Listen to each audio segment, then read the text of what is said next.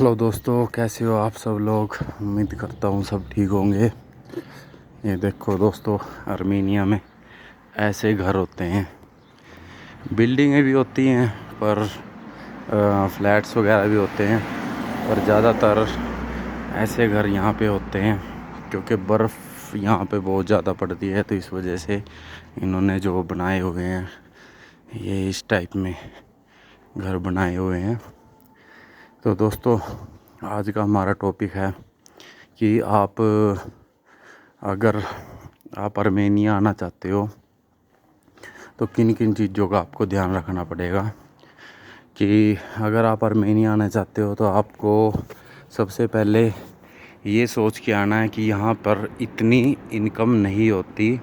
अगर आप आर्मेनिया आने जा रहे हो तो यहाँ पे आप 40 से 50 हज़ार इंडिया का आप कमा सकते हो, इससे ज़्यादा आप नहीं कमा सकते।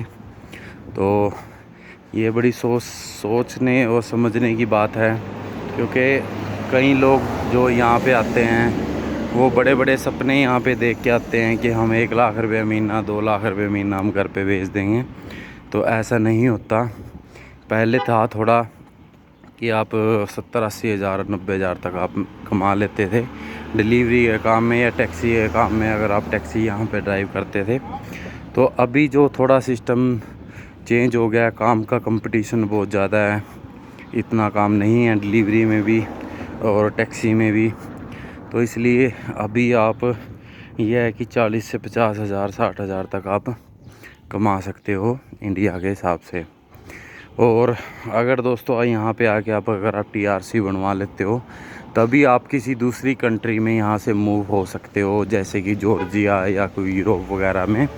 अगर आप ये सपना लेके आते हो कि यहाँ से हम इजीली मूव हो जाएंगे किसी भी कंट्री में, तो बिना टीआरसी यहाँ से आप कहीं मूव नहीं हो सकते।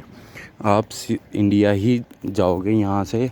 अगर आपने वीज़ा लगवा भी लिया किसी भी कंट्री का यहाँ से किसी भी तरह से, तो आपको वहाँ पे जो आगे जो कंट्री होएगी जहाँ पे भी आप जाना चाहते हो वो आपको एंट्री नहीं देंगे, क्योंकि आप आर्मेनिया में ऑलरेडी यहाँ पे सोशल कार्ड पे हो। तो सोशल कार्ड का मतलब जो होता है वो एक किस्म का जो असाइलम होता है उस पे हो आप। तो आप टूरिस्ट वीज़ा पे आए हो और यहाँ पे आने के बाद आप वापस नहीं गए हो, तो आपको फिर आगे जो कंट्री में जिसमें भी आप जाना चाह रहे हो तो वो आपको एंट्री कैसे दे देंगे। वो खुद आपसे यही सवाल पूछेंगे कि आप जब आर्मेनिया जाके ही आप इंडिया वापस नहीं गए, आप वहाँ पे घूमने के लिए गए थे, तो आप हमारी कंट्री में एंट्री ले रहे हो, तो आप यहाँ से कैसे वापस चले जाओगे। ठीक है दोस्तों, अगर आप आर्मेनिया आना चाहते हो तो आओ, कोई दिक्कत नहीं है। रहना खाना भी इतना महंगा नहीं है, सब ठीक है। और सबसे मेन बात, यहाँ पे जो टीआरसी बनती है वो वर्क परमिट में अभी नहीं बन रही है। आपको यहाँ पे आने के बाद स्टूडेंट वीज़ा में वो कन्वर्ट करवाना पड़ेगा। अपना 10th का और +2 का अपना सर्टिफिकेट अगर आप लेके यहाँ पे आते हो और उसको दिल्ली से अपोस्टल करा के तब जाके आप यहाँ पे एडमिशन ले सकते हो। उसको आप स्टडी में कन्वर्ट करा के तब आप यहाँ पे टीआरसी ले सकते हो 1 साल की। उसके बाद आप यहाँ से कहीं भी किसी भी कंट्री में अगर आप ट्राई करना चाहते हो, मूव होना चाहते हो, तो आप इजीली हो सकते हो। बट विदाउट टीआरसी यहाँ से आप कहीं भी मूव नहीं हो सकते। ये देखो दोस्तों, टायर पंचर की दुकान भी यहाँ पे जैसे इंडिया में होती है ऐसे ही है, इस तरीके से ही है। तो अच्छी कंट्री है, खूबसूरत कंट्री है। तो आओ, विज़िट करो। घूमने के लिए आना है तो घूमने के लिए आओ, काम के लिए आना चाहते हो तो काम के लिए भी आ सकते हो।